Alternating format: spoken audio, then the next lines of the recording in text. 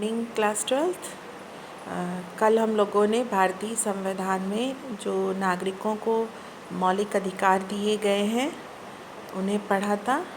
आज हम भाग 4 में जो नीति निर्देशक तत्व दिए गए हैं उन्हें पढ़ेंगे। ये आपका पेज नंबर 43 पर राज्य के नीति निर्देशक तत्व दिए गए हैं। आप लोगों को किताब का टेक्स्ट भेज चुके हैं, इसे ध्यान से 2-3 बार पढ़िएगा तो आपको ये समझ में अच्छे से आएगा।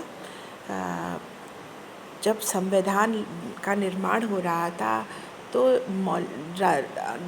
हमारे देश के नागरिकों को कौन से मौलिक अधिकार दिए जाएंगे जिसको संविधान गारंटी करेगा, जब उनको लिखा जाने लगा तो एक फैक्ट था, एक तथ्य ये सामने आया कि जो कई सारे ऐसे अधिकार हैं जो नागरिकों को मिलने चाहिए, लेकिन देश उस वक्त तुरंत का आज़ाद हुआ था, आर्थिक रूप से उतना मजबूत नहीं था, अशिक्षा, गरीबी, ये बाकी समस्याएं भी थीं, जिसके कारण कई ऐसे अधिकार थे जो यद्यपि नागरिकों को प्राप्त होने चाहिए, एक अच्छे राज्य के नागरिकों को मिलने चाहिए, लेकिन तुरंत उस अधिकारों को प्राप्त करा पाने में सरकारें असमर्थ रहती। वो आर्थिक रूप से सक्षम नहीं थीं, पैसे की कमी के कारण या अशिक्षा के कारण, उतनी जागरूकता ना होने के कारण, इंफ्रास्ट्रक्चर की कमी के कारण। तो संविधान में जो मौलिक अधिकारों की व्यवस्था की गई, तो जो राजनीतिक और नागरिक अधिकार थे जो किसी भी लोकतांत्रिक देश की रीढ़ होंगे, जो एकदम बेसिक है, उन्हें तो मौलिक अधिकार के रूप में प्रगणित कर दिया गया और राज्य के नीति निर्देशक तत्वों के रूप में कई ऐसे अधिकारों को लिख दिया गया, ऐसे सरकार की ऐसी नीतियों को लिख दिया गया जो आने वाली सरकारें समय के साथ उसे अपनी जनता को, अपने नागरिकों को प्रदान करने का प्रयास करेंगी। तो जैसा यहाँ पे लिखा हुआ है कि नीति निर्देशक तत्वों को समावेश किया गया, लेकिन उसे न्यायालय के माध्यम से लागू करवाने की व्यवस्था नहीं की गई। अभी आपने पिछली बार पढ़ा, जो सबसे महत्वपूर्ण मौलिक अधिकार है वो है मौलिक अधिकारों को लागू करवा पाने का अधिकार, मतलब संवैधानिक उपचारों का अधिकार। संवैधानिक कि यदि किसी व्यक्ति के मौलिक अधिकार का उल्लंघन होता है तो वो न्यायालय जाकर अपने मौलिक अधिकारों की रक्षा के लिए प्रार्थना कर सकता है। लेकिन ये जो नीति निर्देशक तत्व हैं, ये भी देश की जनता को अधिकार प्रदान करते हैं। ज़्यादातर ये अधिकार सामाजिक और आर्थिक अधिकार हैं, उनके नागरिकों के सामाजिक और आर्थिक जीवन से संबंधित है, लेकिन इन्हें न्यायालय के माध्यम से लोग जाकर न्यायालय की शरण लेकर उसे लागू नहीं करवा सकते। इसीलिए कहा जाता है कि नीति निर्देशक तत्व वाद योग्य नहीं। वाद मतलब मुकदमा करना या केस करना। तो नीति निर्देशक तत्व का आश्रय लेकर कोई व्यक्ति न्यायालय नहीं जा सकता कि सरकार ने ये नीति निर्देशक तत्व अपनी पॉलिसी में नहीं लागू किया है, इसे लागू कराया जाए। तो कहने का मतलब कि नीति निर्देशक तत्व भी संविधान का हिस्सा है। ये जनता को, कुछ नागरिकों को कुछ अधिकार देता है, लेकिन ये सरकार के ऊपर छोड़ता है कि सरकार जब चाहे उसे अपने इच्छा के अनुसार, अपनी क्षमता के अनुसार, जब वो समर्थ हो तो नागरिकों को ये अधिकार प्रदान कराए। ठीक है, तो जैसा यहाँ लिखा है, नीति निर्देशक तत्व क्या है, उसमें 3 बातें सम्मिलित हैं। नीति निर्देशक तत्व में कुछ लक्ष्य निर्धारित किए गए हैं जो एक अच्छे समाज के लिए अपरिहार्य हैं। कुछ अधिकार हैं जो नागरिकों को उन 6 मौलिक अधिकारों के अलावा मिलने चाहिए, और कुछ ऐसी नीतियां हैं जिन्हें सरकार को अपना कानून बनाते समय उसमें इन नीतियों को शामिल करना चाहिए।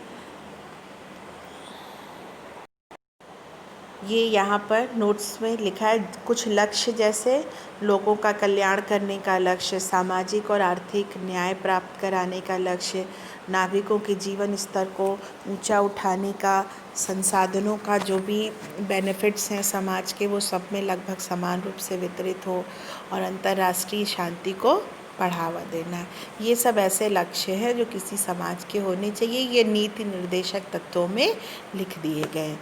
कुछ अधिकारों की भी कल्पना की गई है, जो मौलिक अधिकारों के अलावा भी जनता को ये अधिकार भी मिलने चाहिए, जैसे सबको पर्याप्त जीवन यापन के लिए अवसर मिलना चाहिए, कोई बेरोजगार ना रहे, समान मजदूरी, स्त्री पुरुष यदि समान रूप से काम कर रहे हैं, समान श्रम कर रहे हैं, तो उनकी मजदूरी भी, वेतन भी समान होना चाहिए। अगला है आर्थिक शोषण का अभाव। आर्थिक शोषण कब नहीं होगा? जब आर्थिक असमानता नहीं होगी। तो गरीबी, किसी की गरीबी का फ़ायदा उठाकर, किसी की निर्धनता का फ़ायदा उठाकर कोई धनी व्यक्ति किसी का शोषण ना कर सके, और जो जितना श्रम करे उसे उतना उसके कार्य का पूरा वेतन प्राप्त हो। काम का अधिकार का अर्थ है कि हर व्यक्ति को राइट टू वर्क हो, बेरोजगारी ना हो, और 6 वर्ष से कम उम्र के बच्चों की देखभाल, जो टेंडर एज के बच्चे हैं, राज्य उन बच्चों के देखभाल की व्यवस्था करे, जिससे वो एक स्वस्थ नागरिक के रूप में आगे कार्य कर सके। कुछ नीतियों को भी नीति निर्देशक तत्वों में लिखा गया है, जैसे समान नागरिक संहिता, सारे नागरिकों के लिए एक जैसी व्यवस्था हो उनके सामाजिक, राजनीतिक, आर्थिक जीवन की। Uniform civil code. अगला मद्यपान निषेध, शराब की बंदी की जाए, क्योंकि ये व्यक्ति के शारीरिक और मानसिक दोनों रूप से इसको क्षति पहुंचाता है। घरेलू उद्योगों को बढ़ावा, घरेलू उद्योग जितने ज़्यादा बढ़ेंगे उतना ही ज़्यादा देश आत्मनिर्भर होगा। और अगला है उपयोगी पशुओं को मारने पर रोक, जैसे गाय है या अन्य इस तरह के पशु हैं जो हर तरह से मनुष्यों के लिए उपयोगी हैं, उनका वध ना किया जाए।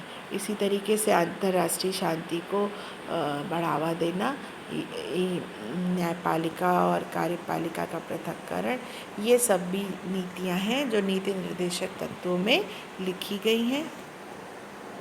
एक क्वेश्चन अक्सर पूछा जाता है कि मौलिक अधिकार और नीति निर्देशक तत्वों में क्या अंतर है। अभी हम कह रहे हैं कि ये भी अधिकार हैं, तो दोनों में अंतर क्या है, ये यहाँ पे मैंने पॉइंट्स में लिख दिया है। पहली चीज़, मौलिक अधिकार वाद योग्य, जस्टिशिएबल जिसको बोलते हैं। वाद योग्य मतलब अगर मौलिक अधिकारों का सरकार या कोई अन्य व्यक्ति उल्लंघन करता है तो उसकी रक्षा के लिए न्यायालय वो व्यक्ति जा सकता है और न्यायालय उसकी रक्षा के लिए रिट जारी करेगा। नीति निर्देशक तत्व वाद योग्य इस अर्थ में नहीं है, मतलब नागरिक अगर किसी नीति निर्देशक तत्व को सरकार नहीं लागू कर रही है तो उसकी रक्षा के लिए व्यक्ति न्यायालय की शरण नहीं जा सकता। अगली चीज़ है मौलिक अधिकार, जो है ये मुख्यतः जो नागरिकों के अधिकार होते हैं, राजनैतिक अधिकार होते हैं, उनसे संबंधित है, और नीति निर्देशक तत्व तो नागरिकों के सामाजिक आर्थिक अधिकारों से, उनके सामाजिक आर्थिक जीवन से संबंधित है। अगला, मौलिक अधिकार आपातकाल के दौरान स्थगित किए जा सकते हैं। नीति निर्देशक तत्वों को स्थगित, निलंबित नहीं किया जाता। अगला, मौलिक अधिकारों को पूरा करने के लिए राज्य को बाध्य किया जा सकता है। State is bound to fulfil fundamental rights, लेकिन नीति निर्देशक तत्वों को पूरा करने के लिए राज्य को बाध्य नहीं किया जा सकता। अगला, मौलिक अधिकार मुख्यतः ये बताते हैं कि राज्य क्या नहीं कर सकता। ये पॉइंट बेटा समझने का है कि इसी अर्थ में, जब ये कोई इसी अर्थ में कहते हैं कि मौलिक अधिकार नकारात्मक है, ये राज्य पर कुछ बंधन लगाते हैं कि राज्य नागरिकों के इन अधिकारों का उल्लंघन नहीं करेगा। राज्य जो है वो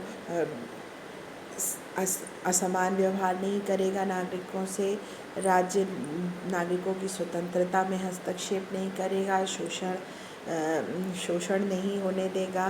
तो ये सब चीज़ें ये बता रही हैं कि मौलिक अधिकार कि राज्य क्या नहीं कर सकता या उसे क्या नहीं करना है। और नीति निर्देशक तो राज्य को कुछ करने को कहते हैं, जैसे मद्यपान निषेध करेंगे, यूनिफॉर्म सिविल कोड समान नागरिक संहिता लगाएंगे, पंचायतों को बढ़ावा देंगे, समान मजदूरी मिलेगी, बाल्य पोषण और अनिवार्य शिक्षा की व्यवस्था करेंगे, अंतर्राष्ट्रीय शांति को बढ़ावा देंगे। तो इस प्रकार नीति निर्देशक तत्व राज्य को कुछ कहने को कह रहा है। तो इस अर्थ में इसे क्या कहा जाता है कि नीति निर्देशक तत्व पॉजिटिव स्वरूप के नेचर के हैं या सकारात्मक हैं। तो ये एक मौलिक अधिकार और नीति निर्देशक तत्वों में अंतर है। ये पेज नंबर 45 पे यहाँ पर आपका ब्लॉक में दिया भी गया है नीति निर्देशक तत्व। वो उनमें कौन कौन से उद्देश्य शामिल हैं, कौन कौन सी नीतियाँ शामिल हैं और कौन से ऐसे अधिकार हैं जो नीति निर्देशक तत्व में रखे गए हैं। ये कुछ उदाहरण हैं। और ये पेज नंबर 43 पर ये सबसे नीचे वाले पैराग्राफ में कुछ नीति निर्देशक तत्वों के उदाहरण दिए गए हैं जिन्हें सरकार ने लागू करने का प्रयास विभिन्न समयों पर किया है। ये आप याद करिएगा और कॉपी में लिखिएगा भी। जमींदारी उन्मूलन कानून, बैंकों का राष्ट्रीयकरण, न्यूनतम मजदूरी का निर्धारण, फैक्ट्री अधिनियम, कुटीर उद्योगों को प्रोत्साहन, अनुसूचित जाति जनजाति के उन्नयन का प्रयास, पंचायती राज व्यवस्था, शिक्षा का अधिकार। तो ये सब ऐसे नीति निर्देशक तत्व हैं। इसी प्रकार पेज नंबर 44 पे भी दिया है। ये आप लोग अपनी कॉपी में नोट करेंगे। रोजगार गारंटी योजना में कम से कम काम का एक सीमित अधिकार दिया गया है कि लोगों को काम उपलब्ध है। स्कूली बच्चों के लिए दोपहर का भोजन, मिड डे मील, ये सब वो चीज़ें हैं जो नीति निर्देशक तत्वों को, इन नीति निर्देशक तत्वों को लागू किया जा चुका है। अब जो यहीं आप ब्लॉक में एक चीज़ और देख रहे हैं, नागरिकों के मौलिक कर्तव्य। नागरिकों के मौलिक कर्तव्य जो हैं ये 1976 में ये लागू किए गए 42वें संशोधन के द्वारा। इसका क्या अर्थ है? इसका अर्थ ये है कि जो संविधान 1950 में लागू हुआ था उस समय उस संविधान में नागरिकों के मौलिक कर्तव्यों की कोई व्यवस्था नहीं थी, उसमें मौलिक कर्तव्यों को नहीं लिखा गया था। 1976 में 42वां संविधान संशोधन है, उसके द्वारा संविधान में मौलिक कर्तव्य लिखे गए और ये आपकी किताब में ये कुल 10 कर्तव्य लिखे हैं, लेकिन ये अब 11 हो चुके हैं। ठीक है, तो इस चीज़ का ध्यान दीजिएगा कि अब 10 नहीं बल्कि 11 मौलिक कर्तव्य हैं।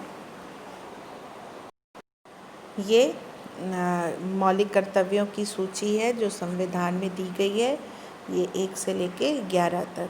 तो ये मौलिक कर्तव्य क्या हैं कि प्रत्येक नागरिक का ये कर्तव्य होगा कि वो संविधान का पालन करे, राष्ट्रगान का, ध्वज का, राष्ट्रीय संस्थाओं का सम्मान करे।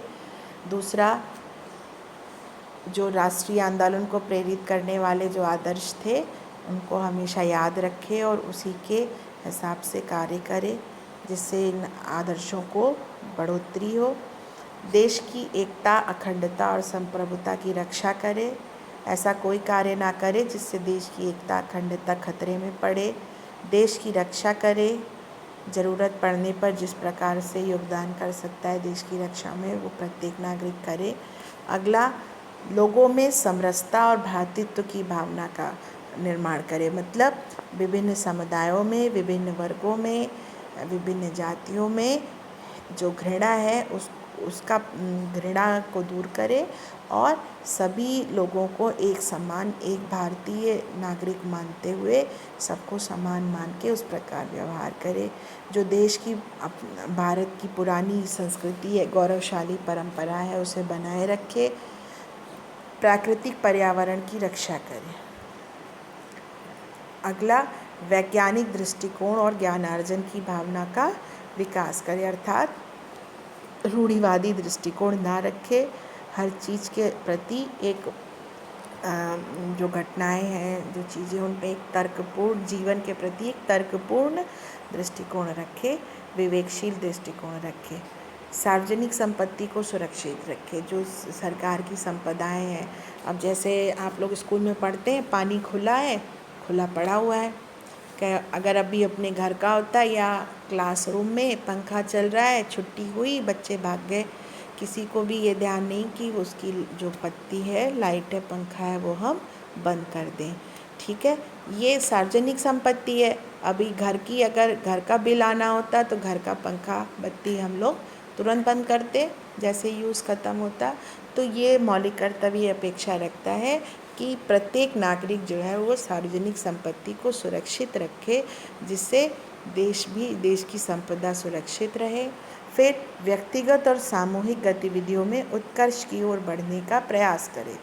मतलब नागरिक अपना शिक्षा प्राप्त करके अपने को स्वस्थ रख के अपना भी उन्नति करे, और जब सारे नागरिकों की उन्नति होगी और अपना जो किसी व्यक्ति ने जो अपना उत्थान किया है, उसके बाद वो जो देश की जो सामूहिक गतिविधियां हैं उसमें भी अपना योगदान करे। कहने का मतलब कि जितने भी नागरिक हैं उन्हें अपना विकास करना चाहिए, अपने को शिक्षित स्वस्थ बनाना चाहिए, जिससे कि वो देश की संपदा में बढ़ोतरी करें, उस पर बोझ ना बने, और जब अपना विकास कर ले तो अपना क्षमताओं का योगदान देश के विकास में भी दे। और जो ये लास्ट मूल कर्तव्य है, ये 86वें संशोधन के द्वारा भारतीय संविधान में जोड़ा गया।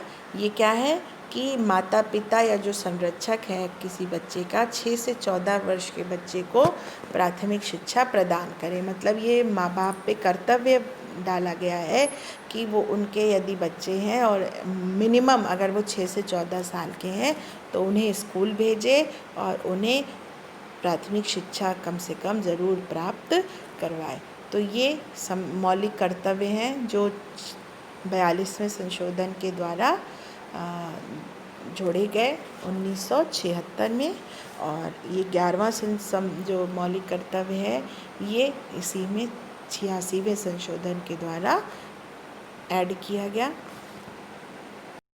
एक चीज़ इस किताब इसमें और है, संपत्ति का अधिकार। आप सभी को स्टार्ट करते समय पढ़ाया था कि 1950 में संविधान जब लागू हुआ तो 7 मौलिक अधिकार थे, 7 फंडामेंटल राइट्स थे। उसमें से एक मौलिक अधिकार जो संपत्ति का मौलिक अधिकार था, उसे 44वें संविधान संशोधन में 1978 में उसे संविधान से हटा दिया गया। मतलब मौलिक अधिकारों की श्रेणी से हटाकर अब उसे एक साधारण कानून के अंतर्गत, साधारण कानूनी अधिकार के तहत आर्टिकल 301 में 300A या 300 का या 300A से बोलेंगे, रख दिया गया है।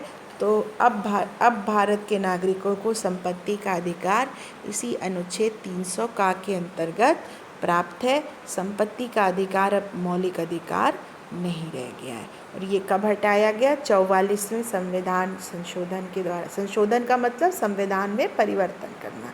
तो 44वें संविधान परिवर्तन के द्वारा 1978 में जो है ये जनता पार्टी के द्वारा हटा दिया गया। एक चीज़ और है, ये मूल ढांचे का कॉन्सेप्ट जो आया, बेसिक स्ट्रक्चर ऑफ कॉन्स्टिट्यूशन, ये जब संविधान संशोधन पढ़ेंगे तो इसे विस्तार से पढ़ेंगे। फिलहाल आप इतना जानिए कि एक मौलिक अधिकार अभी आपने पढ़ा कि वो वाद योग्य हैं, उनको लागू कराने के लिए न्यायालय की शरण में जाया जा सकता है, नीति निर्देशक के लिए नहीं जाया जा सकता। तो लेकिन बाद में सरकारों ने नीति निर्देशक तत्वों को लागू करने के लिए, जैसे जमींदारी उन्मूलन, बैंकों का राष्ट्रीयकरण या इस तरीके के कुछ जो संशोधन किए, या भूमि सुधार, तो उसको लेके लोगों ने कहा कि ये जो सरकार के कानून हैं ये मौलिक अधिकारों, संपत्ति के मौलिक अधिकार का उल्लंघन कर रहे हैं। और इसको लेके काफ़ी लोग जो है वो न्यायालय चले गए कि संपत्ति के मौलिक अधिकार का उल्लंघन हुआ है और उसे लागू कराया जाए। तो एक संघर्ष उत्पन्न हो गया कि मौलिक अधिकार ज़्यादा महत्वपूर्ण है अथवा नीति निर्देशक तत्व, और दूसरी चीज़ ये कि मौलिक अधिकारों में सरकार संशोधन कर सकती है अथवा नहीं। तो 1973 में केशवानंद भारती ये मुकदमे का नाम है। 1973 में केशवानंद भारती के मुकदमे में सर्वोच्च न्यायालय ने, भारत की सुप्रीम कोर्ट ने ये निर्णय दिया कि जो भारत की संसद है वो मौलिक अधिकारों समेत संविधान के किसी भी भाग में संशोधन कर सकती है। संशोधन मतलब चेंज कर सकती है, परिवर्तन कर सकती है, लेकिन संसद ऐसा कोई परिवर्तन नहीं करेगी जिससे संविधान का जो बेसिक स्ट्रक्चर है, मूल ढांचा है, वो ही नष्ट हो जाए। ठीक है, तो ये एक क्वेश्चन आप लोगों को भी भेजा भी है कि बेसिक स्ट्रक्चर या मूल ढांचे से क्या समझते हैं। बच्चों, ये आप लोगों को कुछ क्वेश्चन भेज रहे हैं और उसका एक पॉइंट वाइज आंसर भी प्रयास किया है लिख के भेजने का, उसे आप कॉपियों में लिख लीजिएगा और यदि दिखाना चाहें तो चेक करा लीजिए। आगे अब आपकी क्लासें अगले शैक्षिक पंचांग के अनुसार होंगी। तब तक अपना ये सब जितने चैप्टर पढ़ाए गए हैं उन्हें पढ़िए, रिवाइज करिए और याद करिए। एग्ज़ाम में ये क्वेश्चंस आएंगे।